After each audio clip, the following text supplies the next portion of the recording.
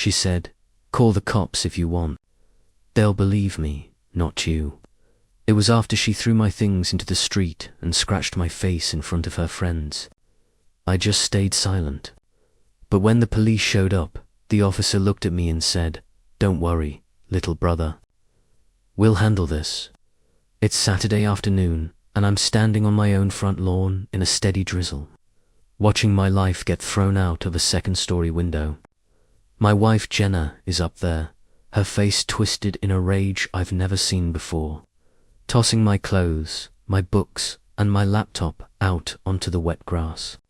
Her two best friends are standing on the porch below, watching like it's a spectator sport, occasionally cheering her on. The reason for this explosion: I had to work a mandatory overtime shift at the fire station and missed a dinner reservation she'd made. That's it. I just got home a few minutes ago. When I tried to walk past her to get inside my own house, she lunged at me. Her nails left for sharp, stinging trails down my cheek. The shock of it was more painful than the scratches.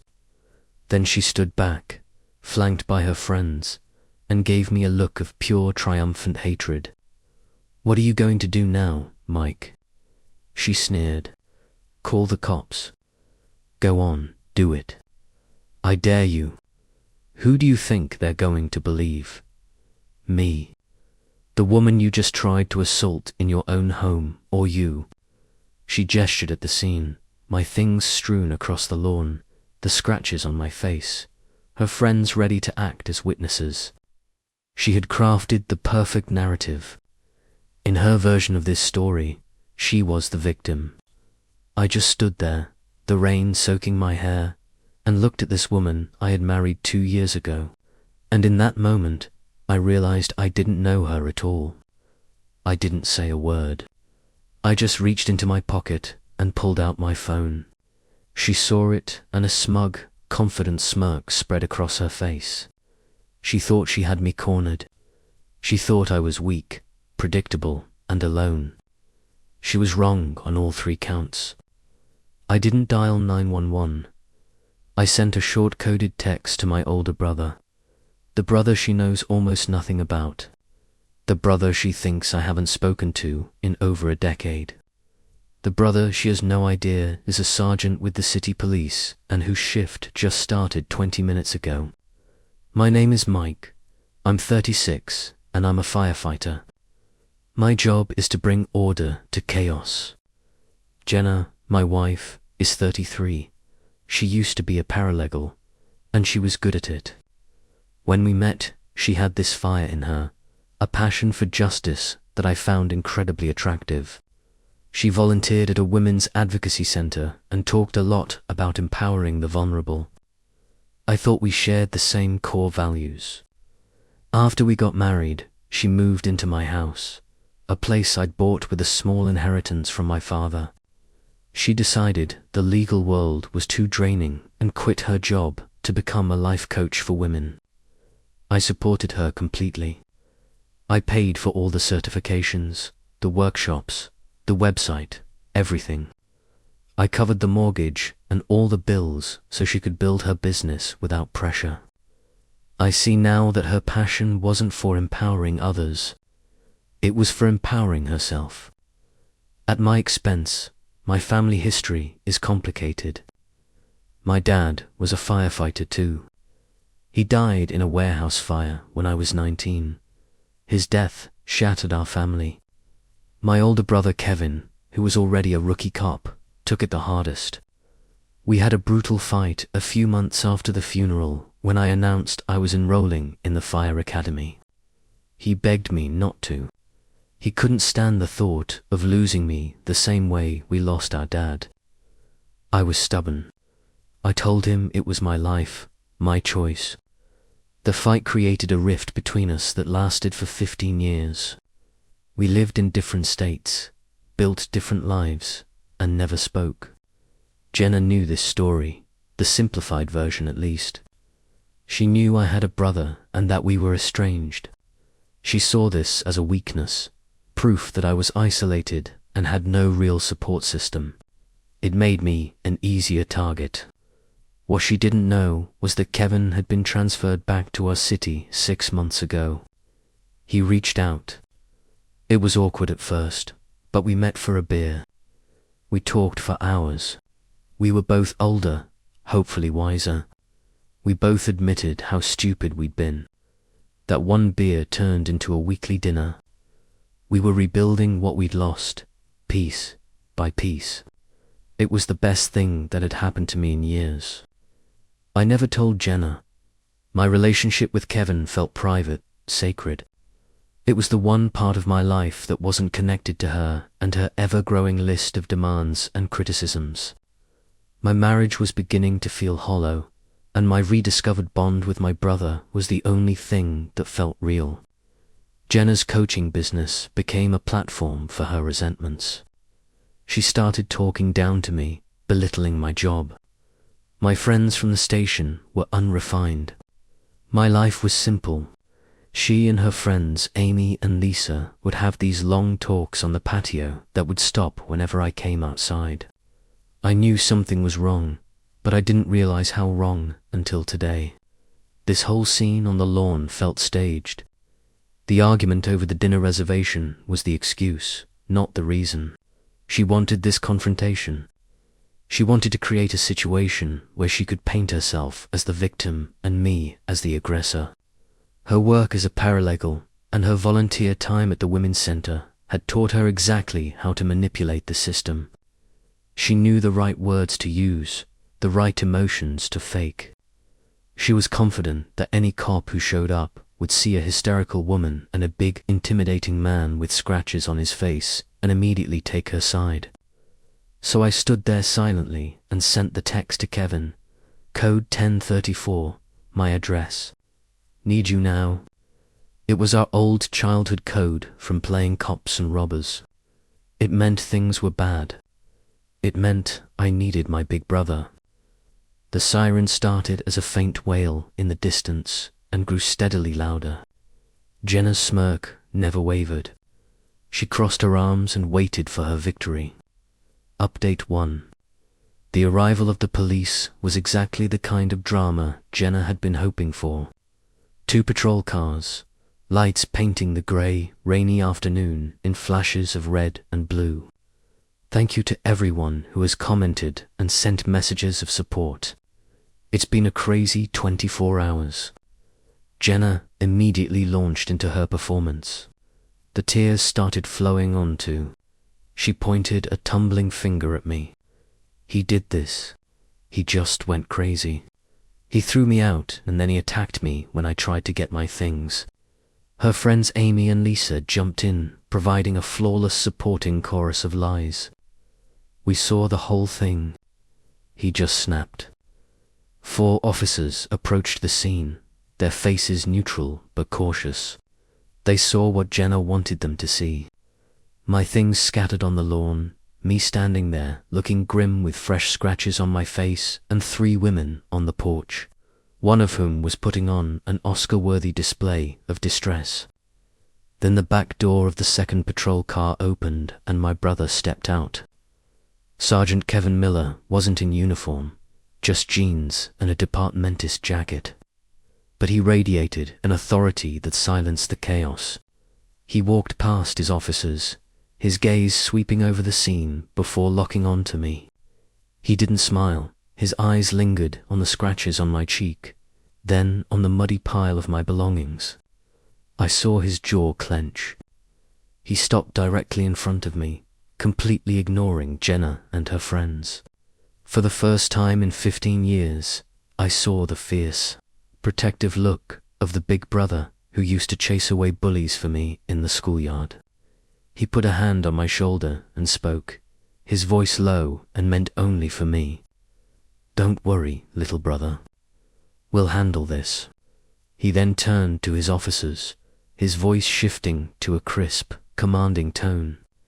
Everybody, turn on your body cams. Davis, you and Martinez get statements from the women on the porch. I want them separated. Get every detail. I'll take Mr. Miller's statement. The dynamic of the situation changed in a heartbeat. Jenna's confident act faltered. She hadn't counted on this. She didn't recognize Kevin, but she could see that the officer in charge was, for some reason, treating me with deference. Officer Davis, a sharp-looking woman in her 30s, approached me first. "Sir, I need to get your side of what happened here." Kevin held up a hand. "I've got this, Davis. You handle them." He guided me away from the house, positioning himself so his back was to Jenna, creating a physical and psychological barrier. "Okay, Mike," he said, his voice back to being just my brother's. "Tell me everything." I laid it all out. The fight over the dinner, the way it felt staged, her throwing my things out the window, and her scratching me when I tried to enter my own house. I told him about her dare, her absolute certainty that the police would believe her over me. While I was talking, I could hear Officer Davis and her partner interviewing the three women. Jenna's story was elaborate. She claimed I had a drinking problem, that I flew into a jealous rage, that I had thrown her out and then assaulted her. Amy and Lisa backed her up on every point, adding their own little details to make the story more convincing. When I finished, Kevin just nodded. He had been recording my statement on a small, discreet audio recorder. "All right," he said. "Just stay here." He walked over and had a quiet word with his partner. Then he approached the porch. "Ma'am," he said, addressing Jenna directly. His voice was calm, professional. "I just want to confirm your statement. You're alleging that your husband assaulted you and you scratched him in self-defense.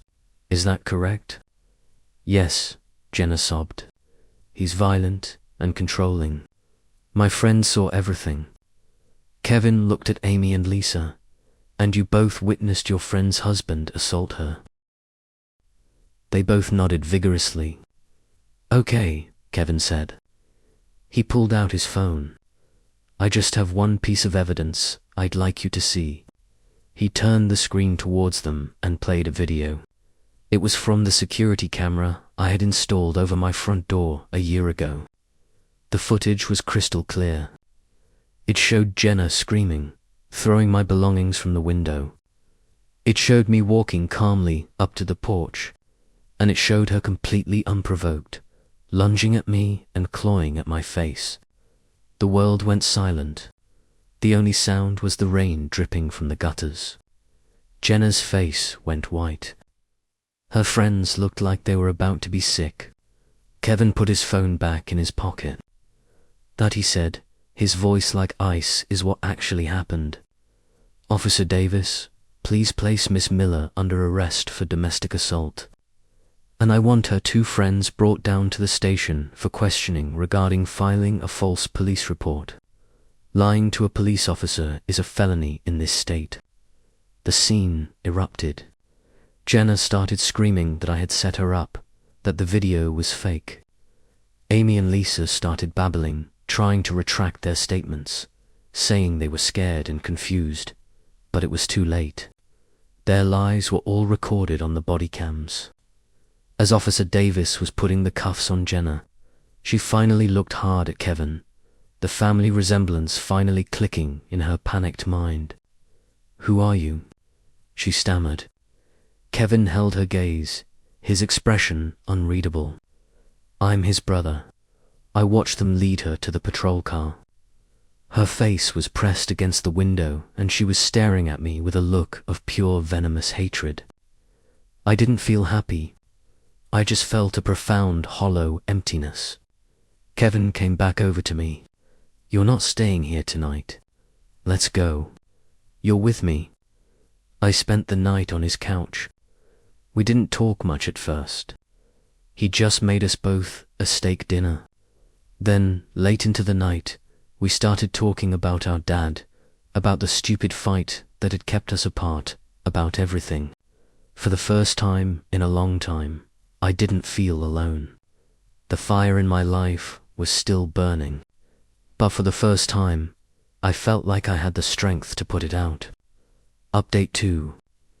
2 weeks later, the past 2 weeks have felt like emerging from a smoke-filled room into clean air. The legal process is moving forward and the personal rebuilding has begun. Thank you again to everyone here for the support. Jenna was released on bail, which her parents paid. She's facing a serious domestic assault charge. With the video evidence and the body cam footage of her lies, her case is essentially unwinnable. Her friends Amy and Lisa are also facing charges for filing a false police report. They immediately turned on Jenna, of course, claiming she manipulated them into lying. Their friendship, it seems, was as fake as their witness statements. The fallout in Jenna's life has been swift and brutal. The Women's Advocacy Center, where she had built her reputation as a champion for the vulnerable, permanently banned her from their premises. The story of a volunteer faking abuse to frame her husband was a PR nightmare. They wanted nothing to do with her life coaching business, which was already on shaky ground, has completely evaporated. Her name is now toxic in the very circle she tried so hard to impress. I filed for divorce immediately. My lawyer says it will be a clean break. The marriage was short. The house is my premarital property, and her assault provides clear grounds for a fault-based divorce. She will walk away with nothing but her own legal bills. The best thing to come out of this mess has been reconnecting with Kevin. That first week, I stayed at his place. It was like no time had passed. We fell back into the easy rhythm of brotherhood, watching bad movies, cooking, and just being there for each other. He told me he disliked Jenna from the moment he met her at our wedding. He said she had a victim mentality and that she looked at me like I was a resource, not a partner. He was right. I just hadn't been ready to see it. He also did some digging using his resources. It turns out Jenna has a history of this. A sealed juvenile record showed she had accused a high school boyfriend of assault after he broke up with her. The charges were dropped, but the pattern was there. This wasn't a one-time mistake. It was her go-to move. Last weekend, Kevin, a few of my firefighter buddies, and I had a cleansing day at my house. We boxed up every last trace of Jenna and moved it to a storage unit. My lawyer sent her the key with a notice that she had 30 days to retrieve her things. While we were cleaning the lawn, one of my friends found the framed photo of my dad. It was lying face down in the mud, the glass shattered. Seeing that broke something in me. The emptiness I had felt was replaced by a pure, cold anger. She hadn't just attacked me. She had desecrated a memory. She had thrown my father's legacy in the dirt. I carefully took the photo out of the broken frame. That night, I ordered a new one, handcrafted from solid oak. It's back on my nightstand now. The house is quiet. It feels like my own again. Final update. 3 months later. 3 months have passed. The divorce is final. The criminal proceedings are over. My life is back in order. Jenna's trial was a pathetic affair. Faced with the undeniable video evidence, she pleaded no contest. She received 2 years of probation, a hefty fine, and was court-ordered to attend a year of intensive therapy. Her friends got off with lesser charges, but their reputations are ruined. Jenna's life is a shadow of what it was. Her parents are reportedly paying her rent for a tiny apartment across town. She has no job, no friends, and a criminal record that will follow her forever. The empowered woman, who was so sure of her ability to manipulate the world, is now completely powerless. But this story was never really about her downfall. It was about what was rebuilt in its place. My bond with my brother is stronger than it has ever been. We are not just brothers. We are family. We see each other constantly. We're planning a fishing trip next month to the lake our dad used to take us to 2 weeks ago. On the anniversary of our dad's death, we went to the cemetery together for the first time in 15 years. We stood there in front of his headstone, and Kevin put his arm around my shoulder. "You know he would have been really proud of you, Mike," he said. "You stayed calm. You didn't let her drag you down to her level. You handled it like a man." Coming from him, that meant more than anything. The revenge wasn't about watching her get arrested. It wasn't about the divorce. The real revenge is my life now. It's peaceful, it's honest, and it's full of the one thing she tried to convince me I didn't have. Family. She tried to burn my life to the ground, but she forgot that I'm a firefighter. I walk into the flames and I come out stronger. She thought the cops would believe her. In the end, the only one who needed to believe me was my brother.